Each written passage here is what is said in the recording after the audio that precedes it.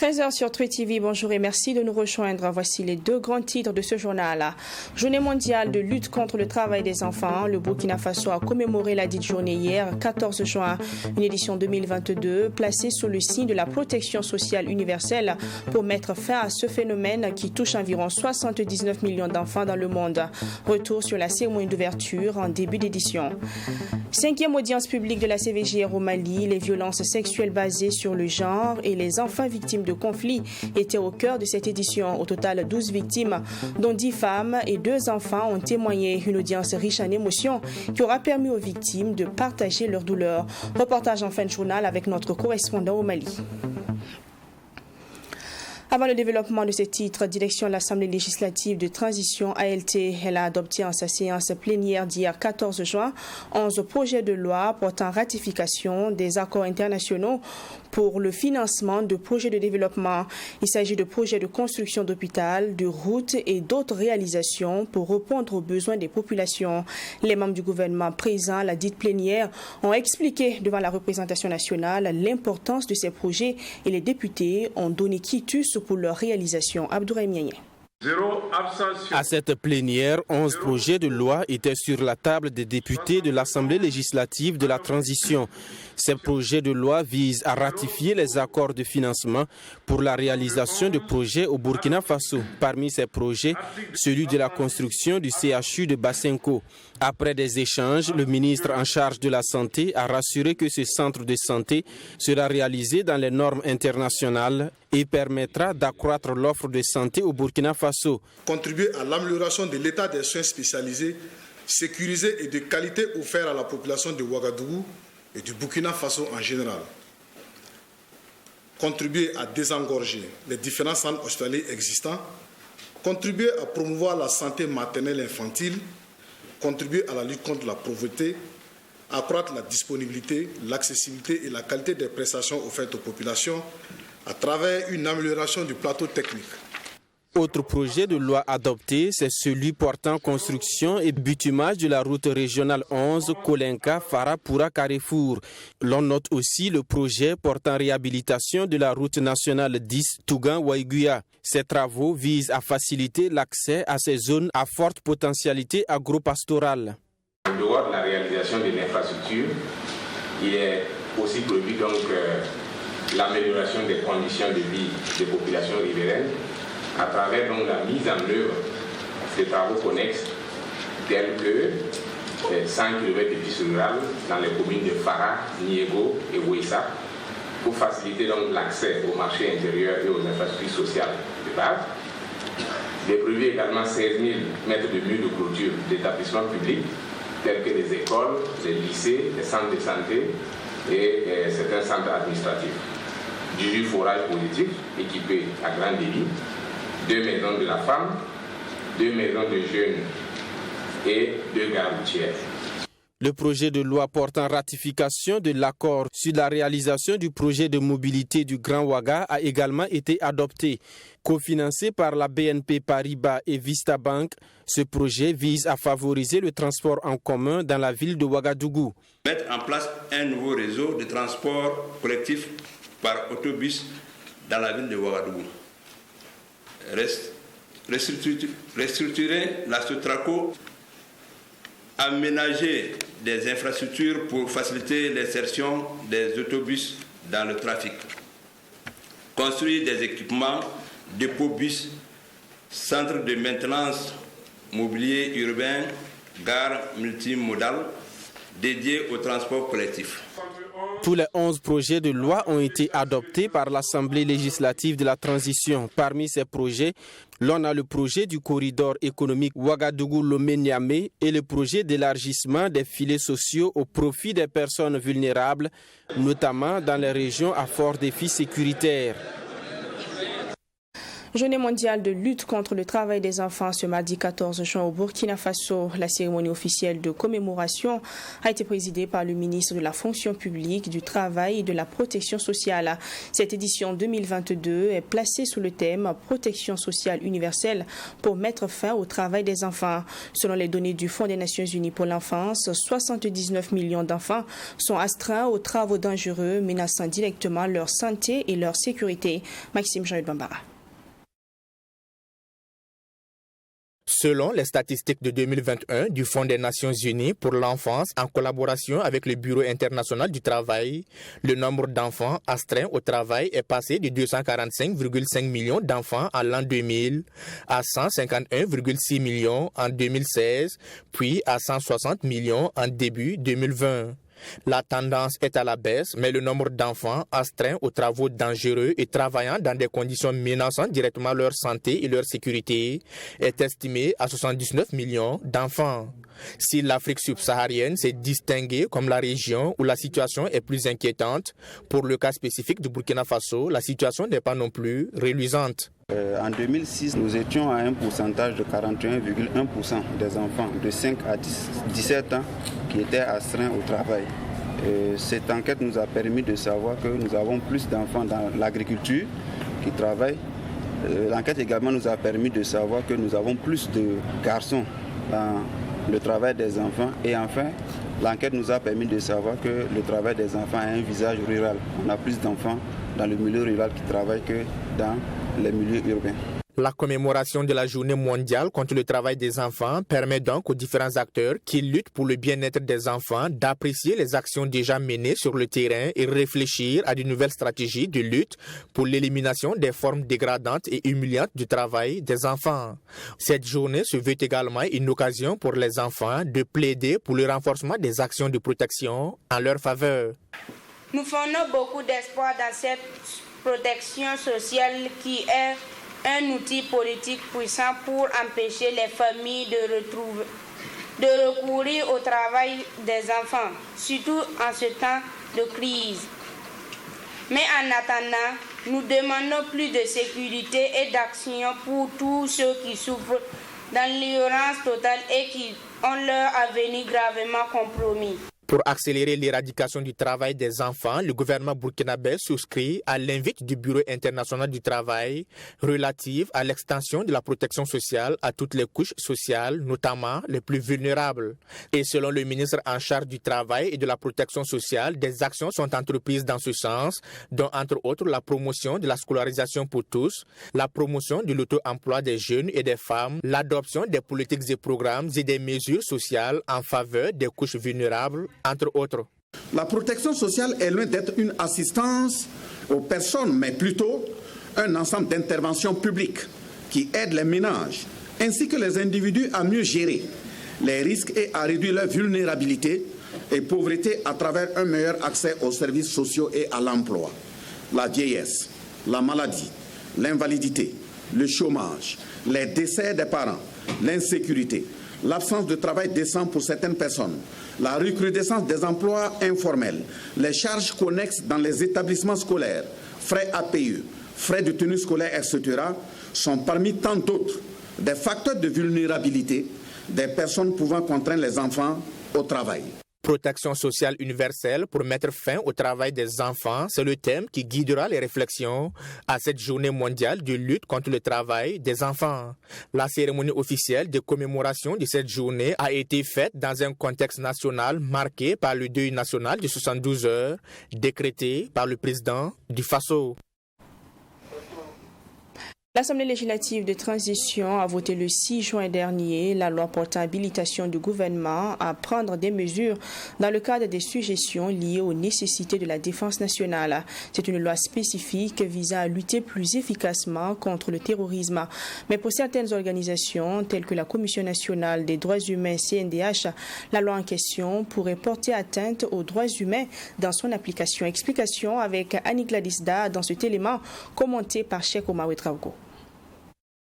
Désormais, le gouvernement peut légiférer durant une année en prenant des ordonnances, quitte à restreindre les libertés individuelles et collectives pour lutter efficacement contre le terrorisme. La loi portant habilitation du gouvernement à prendre des mesures dans le cadre des suggestions liées aux nécessités de la défense nationale n'est donc pas du goût de certains acteurs. Ils sont plusieurs organisations qui la jugent liberticide, compte tenu de la marge de manœuvre accordée au gouvernement de la transition, de se départir de l'ALT dans la prise de certaines décisions dans ce sens. Du côté de la Commission nationale des droits humains CNDH, les dispositions contenues dans la loi révèlent des ambiguïtés et des non-dits, surtout en matière de respect des droits humains. Si beaucoup de personnes jugent la loi liberticide, c'est parce que permettre au gouvernement de légiférer par ordonnance, cela voudrait dire que pendant la période qui sera donnée, le gouvernement n'a pas besoin de passer par l'ALT, par exemple, pour décider quelles sont les mesures à prendre pour lutter contre le terrorisme.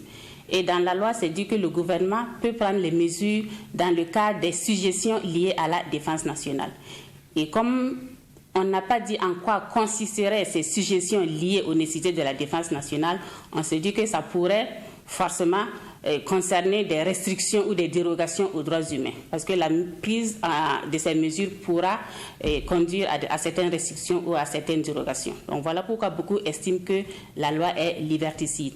Ces inquiétudes de la CNDH ont été justement transmises à la Commission des affaires générales, institutionnelles et des droits humains KJDH, affectataire du dossier avant d'être envoyé en séance plénière pour adoption. Finalement, la loi a été adoptée à la majorité des votants du jour et les yeux sont désormais rivés vers les actions du gouvernement dans son application. Et à la CNDH de plaider une fois de plus auprès des autorités à respecter ses obligations vis-à-vis de la communauté internationale. Nous avons bon espoir que, nonobstant le fait que ces mesures vont conduire à certaines restrictions ou à certaines dérogations, que ces restrictions et ces dérogations soient faites en conformité avec les obligations de Burkina Faso en la matière. Si cette mesure s'avère nécessaire pour le gouvernement, nous comptons sur le gouvernement pour respecter effectivement ses obligations en matière de droits humains. Que les dérogations et les restrictions auxquelles vont conduire nécessairement les suggestions liées à la défense nationale soient prises dans le cadre des engagements internationaux de l'État en matière de droits humains. Le gouvernement, pour sa part, rassure l'opinion publique, affirmant que le filtre du Conseil constitutionnel reste obligatoire. La Commission nationale des droits humains, quant à elle, dit veiller au grain dans l'application de cette loi sur le terrain. Attaque de Seitenga à la date du 14 juin 2022, selon un bilan actualisé du secrétariat permanent du Conseil national de secours d'urgence et de réhabilitation SP CONASUR, le nombre de déplacés internes dénombrés à Dori, chef-lieu de la région du Sahel, s'élève désormais à 8323 personnes. Le nombre de ménages déplacés internes est de 1067 en provenance de 21 villages. Selon les chiffres du CONASUR, près de 17% des points focaux aux chefs de ménage déplacés ne disposent d'aucun document.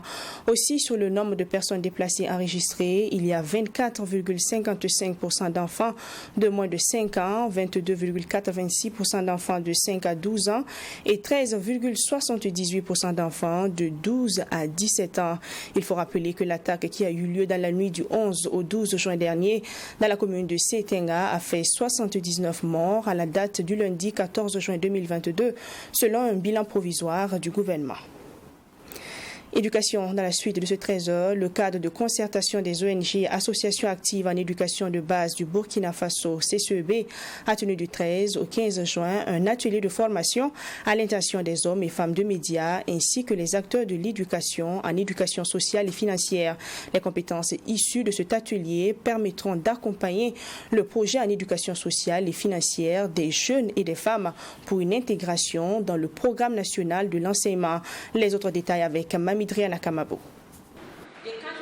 Cet atelier a pour objectif d'informer ces différents acteurs sur l'éducation sociale et financière dénommée Aflatoon.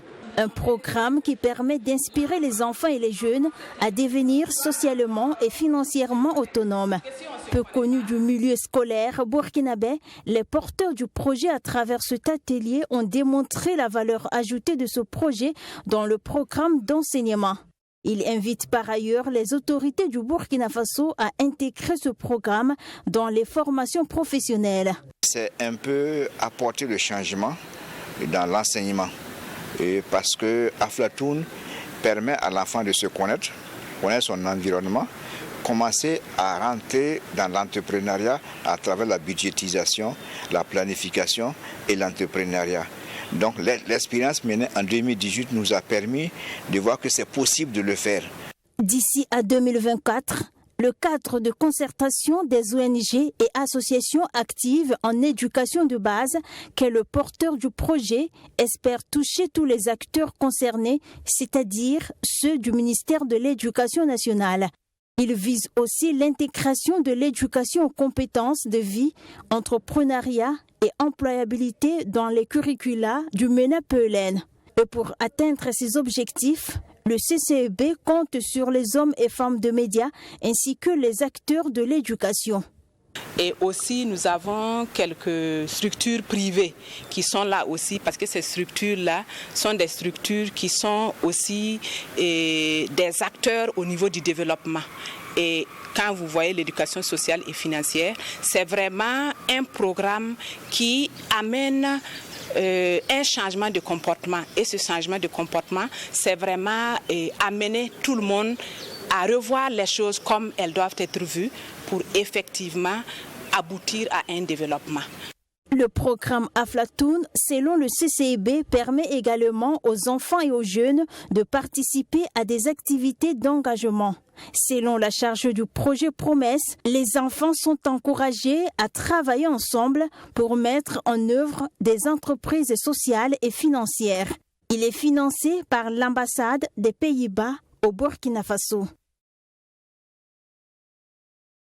Atelier international sur le patrimoine culturel africain, il est organisé par le Laboratoire de recherche sur le patrimoine et le développement durable et l'Institut des sciences des sociétés du Centre national de la recherche scientifique et technologique. Cet atelier vise à trouver les stratégies pour lutter contre la destruction de certains sites archéologiques dus à l'incivisme et au terrorisme. L'atelier débuté ce 14 juin à Ouagadougou prendra fin le 17 juin prochain.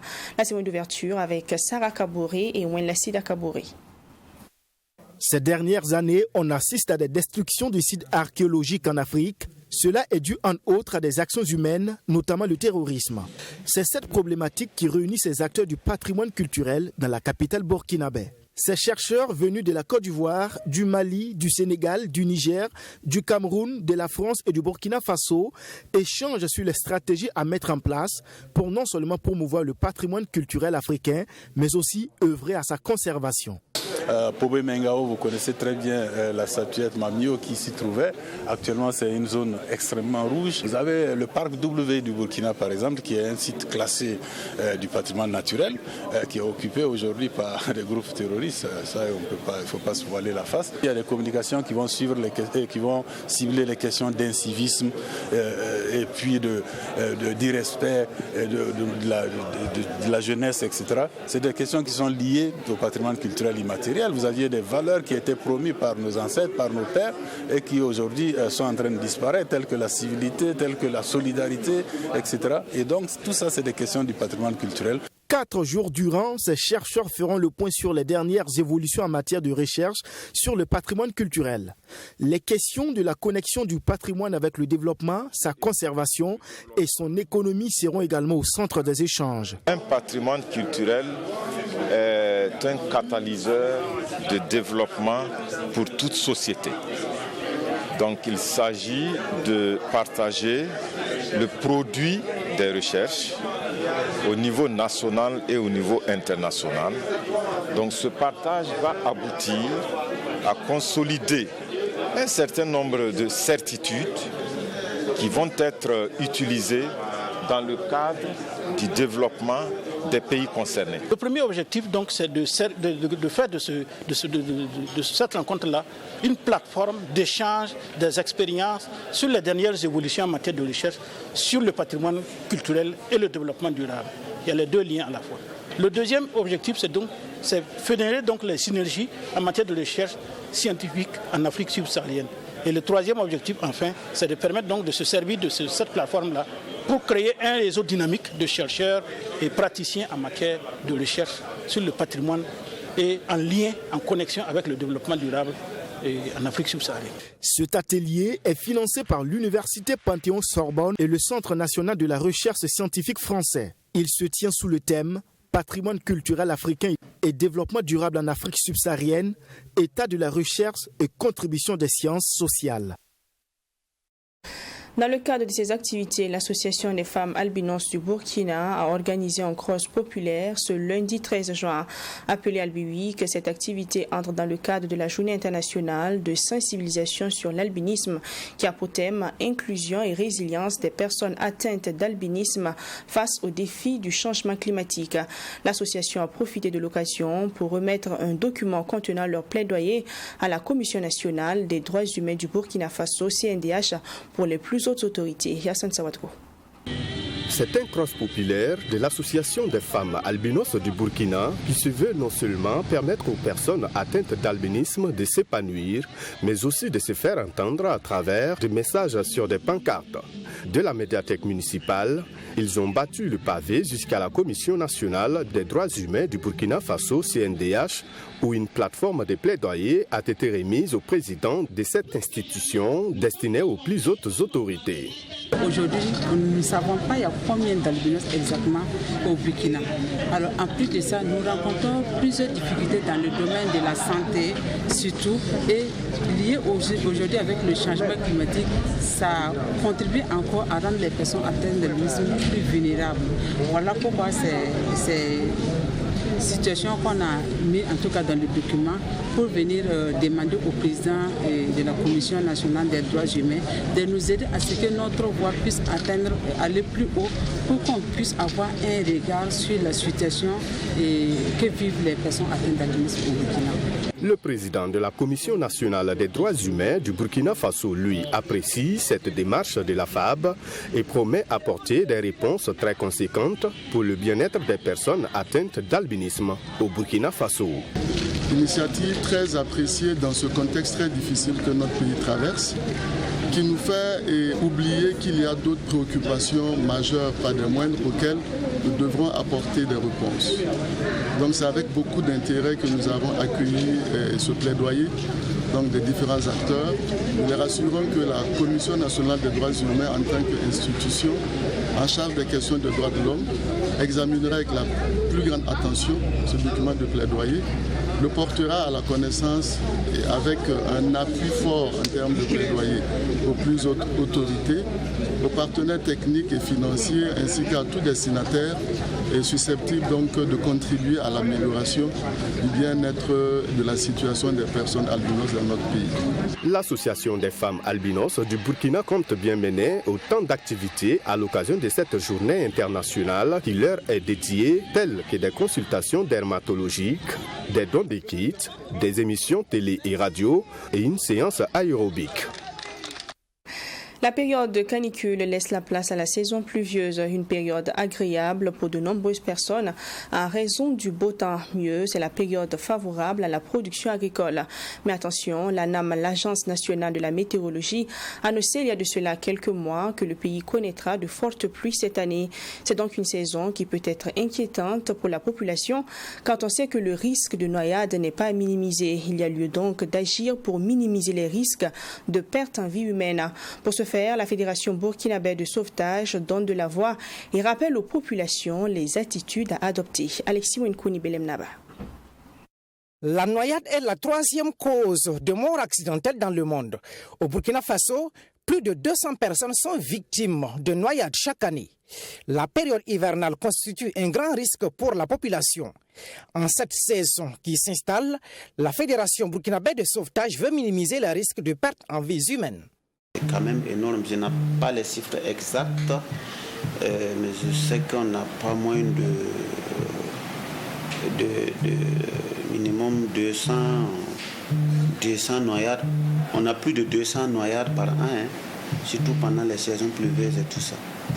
Donc vous pouvez aller tomber, et si vous tombez dessus, s'il y a le courant d'eau qui est trop fort, ça peut vous emporter, ça c'est un. Deuxièmement, si vous tombez dans une eau profonde, et que vous ne savez pas, par exemple, nager, vous pouvez vous retrouver dans une situation compliquée. Et c'est ça qui provoque même beaucoup plus les noyades. La plupart des cas de noyade sont faits par ignorance, soit par manque de prudence. La solution, la meilleure, c'est d'éviter les déplacements quand il pleut. En fait, d'aller travailler, c'est bien. Quand c'est comme ça, le risque même est très énorme. Ouais. Parce que d'abord, c'est ce qu'on appelle, il faut éviter les suraccidents. Voilà, déjà, il y a déjà un malade que vous transportez et vous partez encore pour prendre le risque de traverser des jours là où vous n'êtes pas sûr pouvoir arriver côté l'extérieur de l'eau, vous voyez ce que ça peut faire. L'autre fait qui crée les victimes en période d'intempérie reste la foudre. Le président de la Fédération burkinabé de sauvetage déconseille l'utilisation du téléphone ou de s'abriter sous les arbres pour ne pas être une victime. Les téléphones sont équipés avec des zones magnétiques et c'est les zones magnétiques souvent qui sont attirées par la foudre. C'est comme le courant. Comprenez, non? Quand le courant va vous prendre, vous ne savez pas à quel moment le courant vous prend. Vous ne voyez rien. Donc c'est un truc pareil. La journée mondiale de la prévention des noyades est célébrée le 25 juillet de chaque année. D'ores et déjà, des séances de sensibilisation sur les moyens de prévention et les techniques de sauvetage sont prévues dans les prochains jours, selon le président de la Fédération burkinabé de sauvetage. Il a commencé sa carrière de footballeur au Burkina Faso dans le championnat national, à l'Union sportive des Forces armées, puis à Salitas FC avant de rejoindre l'Europe. Cédric Badolo évolue de nos jours à Sheriff Tiraspol en Slovaquie depuis février 2022. Appelé en équipe nationale pour la 4e fois lors des 2 premières journées des éliminatoires de la CAN 2023, Cédric Badolo tente de se faire une place au sein de la sélection en se fixant des objectifs précis. Portrait avec Assami Touré. C'est avec Salitas que Cédric Badolo fait ses beaux jours avant de connaître son premier transfert en 2019. Il atterrit en Slovaquie dans un championnat qu'il connaît à peine et débute sa carrière professionnelle avec Poroni, club de National 1. Des débuts difficiles, mais le joueur a su s'adapter. Les débuts n'ont pas été faciles parce que voilà, c'est quelque chose de nouveau. Tu laisses la famille, tu laisses les amis, les proches et tout pour aller dans un endroit où tu connais personne. Donc c'est sûr que et après il y a le mode de vie, il y a un petit peu tout. Donc du coup les débuts n'ont pas été faciles, mais voilà, c'est le football. Avec cette équipe, Badolo joue pendant 2 saisons et demie et totalise 44 matchs dans les jambes et 33 fois titulaire. Grâce à ses prouesses, le jeune Burkinabé de 23 ans est transféré à Moldavie à Sheriff Tiraspol. Un championnat qu'il trouve d'un niveau assez élevé par rapport au précédent. Tous nos matchs sont difficiles. Je n'ai pas joué toute la saison, mais le peu de temps que j'ai joué, j'ai trouvé ça difficile parce que toutes les équipes savent déjà qu'on est un peu plus supérieur par rapport à eux. Donc pour jouer contre ces équipes, c'est toujours difficile. Pendant cette intersaison, Badolo pulvérise son propre record en inscrivant en 11 matchs, toutes compétitions confondues, 6 buts et prend le titre de meilleur joueur du mois d'avril. Son club remporte également le titre cette saison. Je travaille pour ça et quand le résultat est comme ça, moi je suis satisfait. Parce qu'il faut toujours se fixer des objectifs, toujours se passer et voilà. J'ai été élu joueur du mois, donc moi ça va, je suis content. En équipe nationale, le colosse au milieu de terrain a été convoqué pour la première fois lors de la dernière fenêtre FIFA. Il participe également aux 2 premières journées des éliminatoires de la CAN 2023. Merci au coach Oscar de m'avoir appelé pour la première fois. Je lui dis vraiment merci parce que c'est de là que tout commence. Même s'il aura une suite, c'est lui qui commence d'abord avant d'arriver à cette suite-là. Donc, moi, je lui dis merci. Et l'intégration au sein du groupe n'a pas été difficile parce que c'est comme une famille et il y a beaucoup avec qui j'avais fait des petites catégories. Absent à la dernière CAN, Badolo se focalise à présent sur son avenir et se donne les moyens d'être au top de son niveau pour les compétitions à venir. Non, moi, je ne suis pas pressé parce que le temps passe, mais c'est sûr que l'équipe nationale ne passera jamais. Voilà, donc pour moi aussi, j'espérais qu'on m'appelle aussi un peu plus tôt, mais ce n'est pas le temps qu'on a mis pour pouvoir m'appeler qui est le plus important. Pour moi, c'est d'être là et atteindre les objectifs que d'autres n'ont pas pu atteindre quand ils étaient là. En 4 sélections, Cédric n'a pas encore étalé tout son talent, mais délivre une passe décisive pour le 3e but contre l'Eswatini. Pour lui, son objectif est d'apporter un plus à l'équipe nationale et remporter la Coupe d'Afrique des Nations. Même si je peux avoir 1 minute qui va me permettre d'aider mon équipe à atteindre ses objectifs, je le ferai. Mais mon problème, c'est qu'on arrive tous à atteindre les objectifs qui nous ont été fixés. C'est pareil pour vous aussi. Parce que vous espérez qu'un jour, on arrive à remporter la CAN, qu'un jour, on arrive à se qualifier à la Coupe du Monde. Ce sont mes objectifs qui sont là. Des souhaits bien nourris, d'autant plus que l'équipe nationale regorge actuellement de jeunes pépites à même de pouvoir porter haut les couleurs du pays. 5e audience publique de la Commission Vérité, Justice et Réconciliation tenue samedi dernier avec pour thème femmes victimes de violences sexuelles et enfants victimes de conflits. Elle a permis aux 12 victimes de se faire entendre sur leur vécu. Une audience ouverte devant quelques membres du gouvernement et retransmise à la télévision nationale. Reportage sur place avec Bourema Solo. Durant près de 8 heures d'horloge, les 10 femmes et 2 enfants ont tenu le public en émoi. Des témoignages glaçants qui ont fait pleurer la salle de 1000 places du Centre international de conférence de Bamako. Pour les associations de victimes, cette audience dédiée aux femmes et enfants victimes de conflits est une marque de reconnaissance de la nation malienne à leur égard. On est content d'une part parce que au moins ça nous soulage. Ça nous soulage en enlevant quelque chose sur nos cœurs. Parce que le fait d'être entendu, d'être écouté par la nation malienne, nous soulage un peu, nous les victimes. Pour la sécurité des victimes, la Commission Vérité, Justice et Réconciliation a opté pour les témoignages sous l'anonymat total. Du côté des défenseurs des droits humains, la journée a été une réussite. Les victimes se sont exprimées et tout le monde a écouté. Avec quand même un peu trop d'émotion, nous avons tous eu à pleurer ici. Pour la CVGR, cette audience n'est pas un tribunal, mais un espace de partage de douleurs des personnes touchées par les conflits avec le reste des Maliens. L'audience publique est un espace d'écoute respectueuse où les victimes ont un rôle de premier plan. C'est un cercle de solidarité construit autour du récit des victimes, comme tant d'autres institutions traditionnelles au Mali. Elle permet surtout de rendre aux victimes leur dignité, d'intégrer leur récit à la mémoire nationale et de faciliter, nous l'espérons, un début de guérison.